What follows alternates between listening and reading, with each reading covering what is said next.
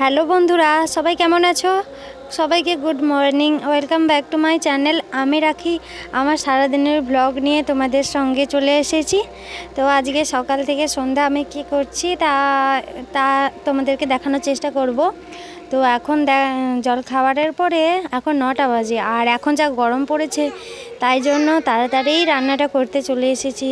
জানো তো, এত রোদ বেরিয়ে যায়, রান্না করতে প্রচণ্ড কষ্ট হয়। তাই জন্য তাড়াতাড়ি রান্নাটা করে নেব।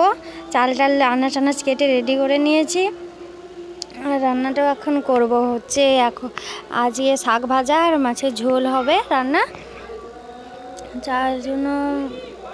আর আমি ঘরে কি করি জানেন তো, প্রথমে রান্নার জোগাড় টোগাড় যে করতে হয়, আনাজ টানাজ কাটতে হয়, সব করে রেখে দিয়ে প্রথমে রান্নাঘরটা ঝাঁটিয়ে নিই। আবার এটা তো বাইরে রান্না করব, আমাদের উনান করা আছে বাইরে ঘরের সামনে, সেখানে রান্না করতে যাব, তাই জন্য ঝাঁটিয়ে নিয়েছি প্রথমে রান্নাঘরটা। এখন হচ্ছে এটা তাল মিছরির জল ভিজিয়ে রেখেছিলাম আমার মেয়েকে খাওয়াবো বলে। এখন গরমে তাল মিছরির জলটা খাওয়াতে হয় বলছিল মা, তাই জন্য জলটা ভিজিয়ে রাখছিলাম। ওর বাবার কাছে বসেছিল, জলটা খাইয়ে আমি এখন রান্নাটাও করতে যাব। এখন দেখতেই পাচ্ছ আমি কোনখানে রান্নাটা করব। এখন এখানে রোদ লেগে গেছে এখন থেকেই, উপরে ঘেরা আছে, নিচেই।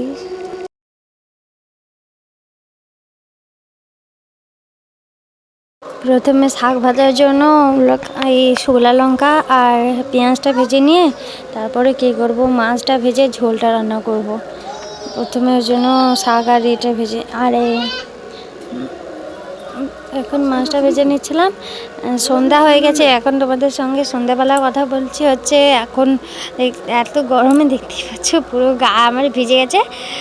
এখন সন্ধ্যা জ্বালিয়েছিলাম, সন্ধ্যা জ্বালিয়ে দেখাচ্ছি তোমাদেরকে কতটা গরম এখন পড়েছে।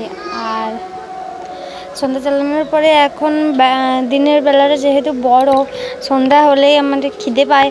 আর সন্ধ্যাবেলা যে মুড়ি খেলাও করেছিলাম, আলু দিয়ে মাছের ঝাল করেছি আর ভাত হয়েছে। এখন আমার মোনাকে নিয়ে আমি ঘুম পাড়াতে এসেছি এখন।